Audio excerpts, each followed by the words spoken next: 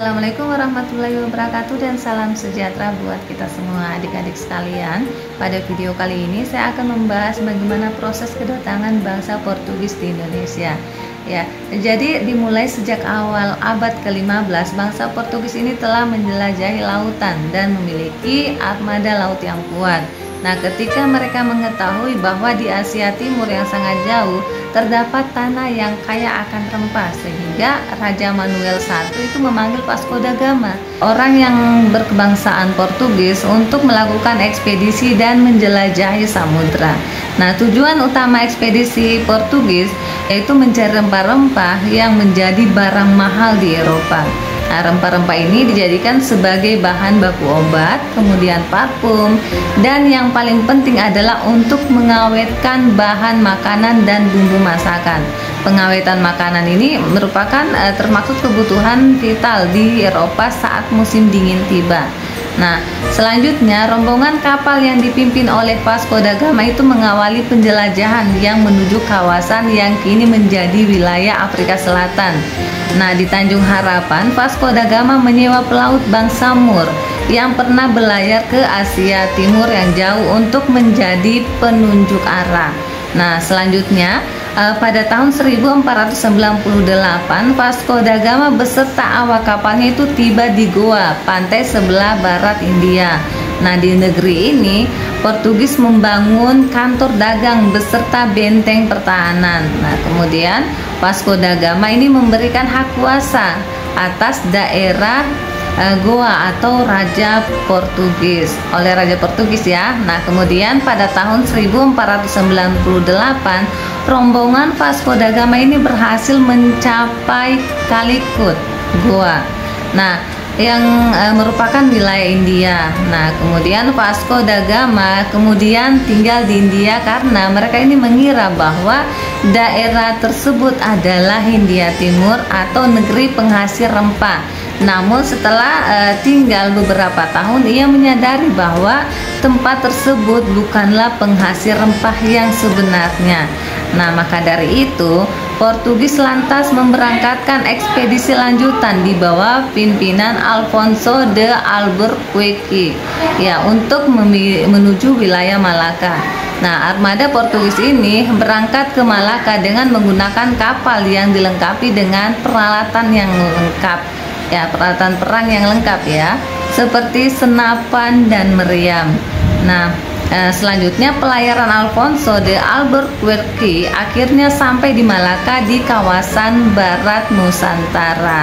Kemudian pada tahun 1511 armada Portugis ini berhasil menguasai Malaka dan mulai memasuki kepulauan Nusantara yang mereka sebut itu sebagai tanah India atau Hindia. Nah, orang-orang Portugis kemudian segera mengetahui bahwa kepulauan Nusantara merupakan tanah penghasil rempah-rempah terutama di wilayah Maluku.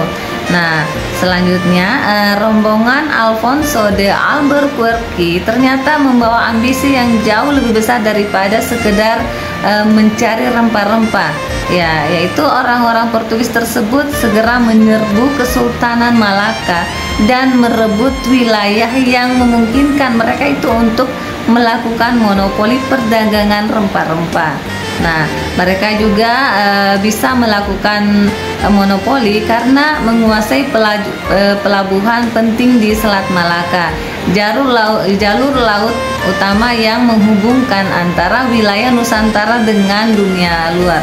Ya, jadi tidak heran ya, kenapa setelah Portugis itu menguasai Malaka di tahun 1511 banyak pihak yang menentang mereka.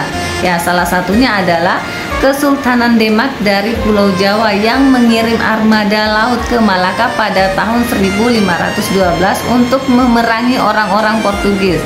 Nah, serangan yang dipimpin oleh Pati Unus itu ternyata gagal dalam mengusir Portugis. Ya, karena mereka itu memiliki persenjataan yang lebih lengkap dan maju secara teknologi.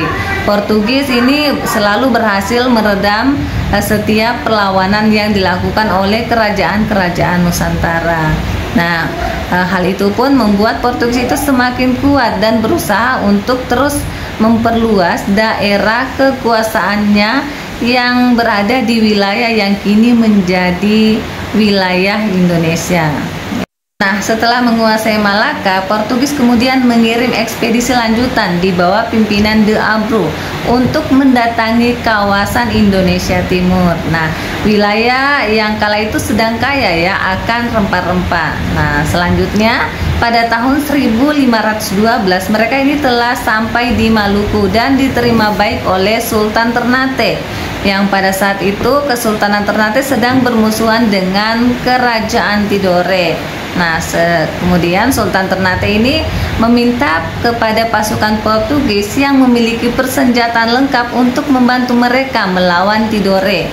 Nah, sebagai imbalan, Portugis ini diizinkan untuk mendirikan benteng dan mendapatkan hak monopoli perdagangan rempah-rempah di wilayah yang dikuasai oleh Ternate. Nah, dari Ternate, armada Portugis ini berhasil menguasai perdagangan rempah-rempah, terutama yang berasal dari Indonesia Timur. Nah, kemudian mereka melakukan ekspedisi lanjutan di tahun 1522 di wilayah Pajajaran yang ada di Pulau Jawa. Nah, selain mereka ini mengadakan monopoli perdagangan rempah-rempah di Maluku, Portugis juga aktif menyebarkan agama Katolik. Nah, untuk tokoh penyebar agama Katolik yang terkenal pada saat itu dari Portugis adalah Franciscus Xaverius. Nah, adik-adik sekalian, saya kira untuk pembahasan bagaimana proses kedatangan bangsa Portugis di Indonesia sudah saya jelaskan sedikit, lebih dan kurangnya mohon dimaafkan. Wabillahi taufiq wa hidayah. Wassalamualaikum warahmatullahi wabarakatuh.